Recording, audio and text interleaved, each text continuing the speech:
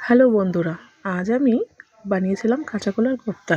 প্রথমে কাঁচা কলাগুলোকে সিদ্ধ করে নিয়ে তার মধ্যে একে একে সেদ্ধ আলু, কাঁচা কলা, বেসন, লঙ্কা, জিরের গুঁড়ো, হলুদ দিয়ে ভালো করে মেশ করে নিয়ে সেগুলোকে বড়ার আকার বানিয়ে ভেজে নিয়েছিলাম।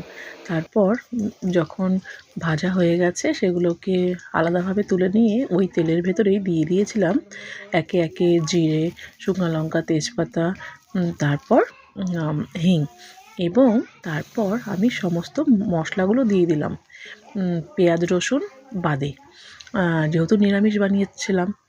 আর তার মধ্যে দিয়ে দিলাম হলুদ, লবণ, সমস্ত কিছু, এবং তারপর ভালো মতো সেগুলোকে কষিয়ে নিয়ে আলুগুলোকে দিয়ে দিলাম।